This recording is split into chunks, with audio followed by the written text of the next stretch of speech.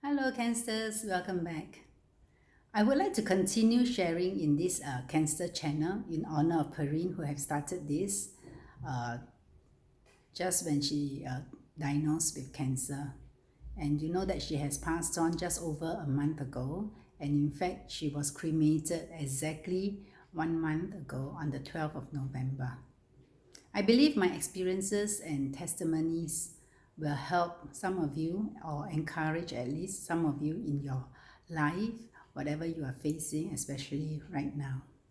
First, I would like to introduce my eldest daughter. I've got 3 children. Pamela is my oldest one.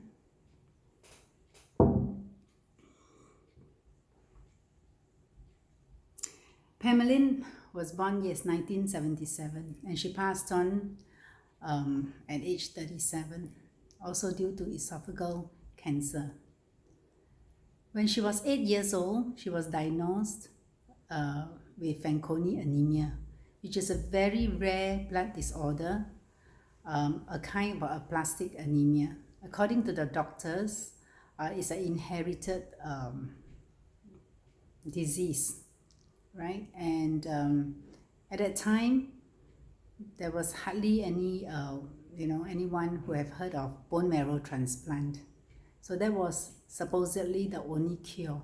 And because it was so difficult to find one donor, so in fact, the doctor told me that that's it. They are not able to do more for her.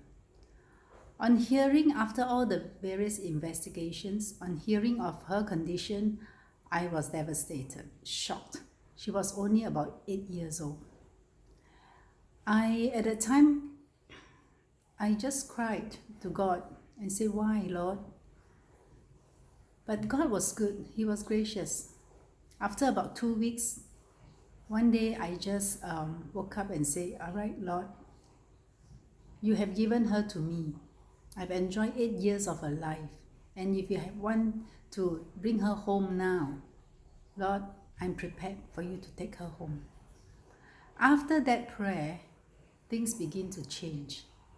Very strange, because after I surrendered to God, and God, in His grace, I was able to want to bring her even to on a holiday, just so in case if she, just passed on, at least I would have a short holiday with her. So we went to Perth, but at the time I was pregnant with my number 2, Perryn. And the doctor told me not to go away, because when I return after my trip, I would be more than 6 months pregnant. And in case the number 2 is also having same problem, Fanconi anemia, then they cannot help with the abortion. But after I prayed, I said, no, I told the doctor, I will go in faith, and I know that my number 2 will be negative. So I went and had a good time, a good holiday with Pamela. So from 8 years old, after she discovered that, and the doctor said that you do not let her out of your house because it's so dangerous. She cannot afford a fall. She will bleed to death or internal bleeding, things like that. And I said, what about school? And the doctor said, no, you shouldn't even let her go to school. She should stay at home. And I said, no, I want her to be as normal as any child. And I know that after I've surrendered her to God, it's really God's care, no more my care. I said, no, God will take care. So I continued to let her go to school every day. And of course, I informed the principal about her condition, and they were very careful with her, the school, and there was no PE lessons. She was watched quite closely, mostly stay in the canteen or in the class when the rest goes out for activities. She was well. Although she exhibit tiredness, like school bags in Singapore are very heavy, right? So I let her do everything normal, and she could carry her school bag, but every 5 steps up the flight, she will need to stop, and then she start panting and take a good breath. That went on, and of course the doctor also prescribed drugs for her so that to boost up her blood counts. So they actually gave her steroid, and the steroid did boost up initially, did boost up her blood count to, at least a very decent level. And after about couple of months, 2 or 3 months, one day when one of her friends called on the phone, but the girl cannot recognize Pam's voice because of the steroid, because her voice started to get very coarse, and she was very hurt.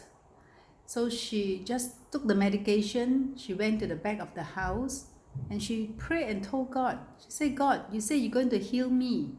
I will not take this medication. And she threw it into the drain. So that was about 9 years old. And from that day onwards, she had never had any medication. So she became like a walking miracle. So she had no medication, but her physical look, she looks pale because medically, whenever she go for her test, her blood test or her body checks, most of the nurses will be shocked with the results. But yet, she was living, she was as normal as any child could be. So we were very happy for her. And then when she finished her O-levels, we decided that, we do not want her to continue her very pressurized life in Singapore. So we actually tried to send her away. And we did. We sent her to Australia because in the midst of all this, my second one was born and was found. Perryn also was found to have Fanconi anemia when she was 6 years old. And in my previous video, I did share with you, she actually went for a bone marrow transplant because her younger brother, Euron, became the perfect match for her.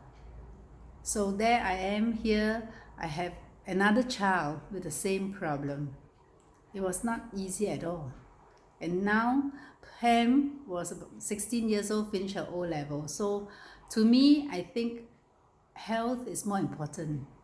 Most important, in fact. So we decided to send her away. But because we have done that bone marrow transplant in Australia, and they saw the schools, the universities saw her medical report and wouldn't admit her. So the Australian government says no. So we thought the door was closed. So one day I just heard from a friend and said, why not try New Zealand? I haven't been to New Zealand at that time. But I said, no harm trying. I will go. I went to the High Com and I spoke to the student counsellor. The blessing was, she told me, I told her the truth, why I wanted to send my daughter there. I shared this story with her. And she told me, she said, yes, in New Zealand, they do not require, at that time, they do not require a medical checkup until about 1 year, when she gets over there. So at least that period of time, she can enjoy herself. So I thought that was a great idea. So she was admitted into a very good school, Christchurch Girls, and she was very happy. I shall not take your time, but I will continue with Pam's story another day. Okay guys, have a good weekend.